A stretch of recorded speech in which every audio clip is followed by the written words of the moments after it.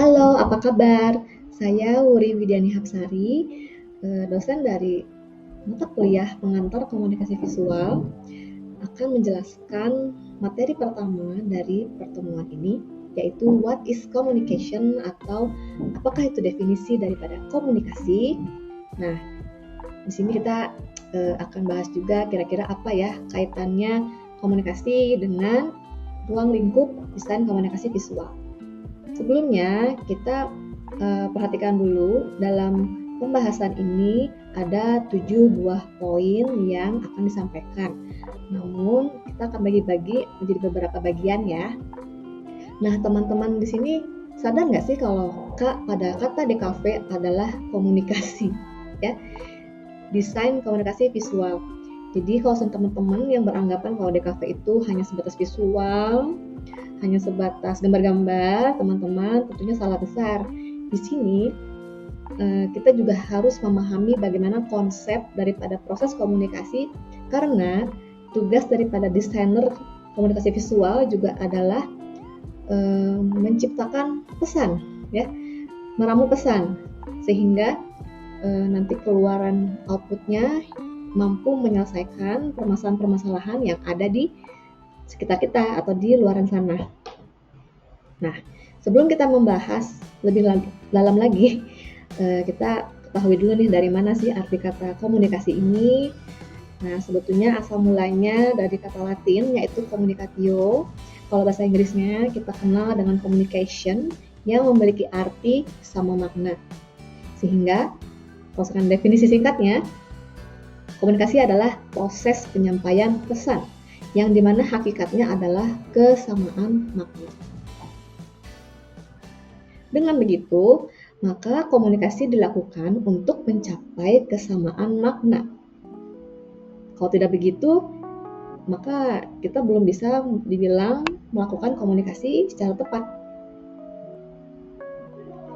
Nah, di sini kita kenalan dulu sama Bapak pencetus proses komunikasi yang terkenal, yang lazim kita temui di keilmuan komunikasi, yaitu Harold Dwight Laswell.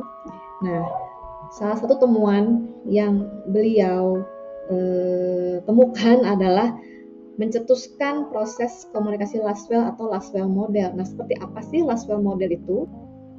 Nah, awal mulanya tercetus Laswell model adalah diperlukannya sebuah cara untuk menjelaskan komunikasi dengan baik. Nah, Laswell model di sini merunutkan bagaimana komunikasi dibedah unsur-unsurnya menjadi kelima buah bagian, yaitu who, says what, in which channel, to whom, with what effect.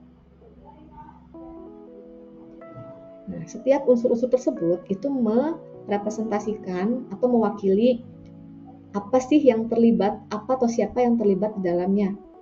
Tentunya kalau who di sini kita akan sebut sebagai komunikator, dan says what itu merupakan pesan, in which channel adalah media yang menjadi perantara untuk menyampaikan pesan. Kemudian to whom yaitu komunikan atau penerima pesan, dan terakhir adalah with what effect atau dampak atau efek yang diharapkan dari penyampaian pesan tersebut. Nah, ini kurang lebih seperti ini jika skemanya dijabarkan melalui bagan alur. Di sini komunikator, pesan, media, komunikan, efek itu berjalan linear, dan setelah efek mulai dirasakan atau sesuai dengan harapan, maka akan merumuskan atau memunculkan sebuah feedback. Dan feedback itu akan disampaikan kembali kepada komunikator sehingga pola daripada skema ini akan terus bergulir ya, sesuai dengan mungkin hingga talakang waktu gitu ya, hingga pada saatnya mungkin salah satu di antaranya antara komunikator atau komunikan memang berhenti. Nah, di antara unsur-unsur ini ada yang namanya noise ya. Noise itu adalah gangguan-gangguan yang bisa menghambat komunikasi. Itu bisa berupa apapun ya. Mungkin bisa gangguan suara, bisa gangguan visual, bisa gangguan media dan sebagainya. Kemudian ada proses encoding dan decoding. Nah, itu dilakukan sesuai dengan perannya. Di sini komunikator meramu pesan, ya, yang dimana membuat kode-kode yang disebut sebagai encoding. Sementara di sini pesan yang disampaikan melalui media, kemudian media tersebut akan dibuka pesannya oleh seseorang atau sebuah atau sekelumpulan komunikan yang disebut sebagai decoding. Nah, kira-kira dari sampai yang tadi nih, teman-teman masih ingat nggak? Kira-kira urutan Laswell model yang benar tuh yang mana ya? Nah, yang A, B, atau C? Nah, kalau misalkan teman-teman ingat, silahkan coba kasih jawabannya di forum yang ada di Moodle ya. Oke, sampai sini dulu. Terima kasih. Sampai jumpa di materi berikutnya.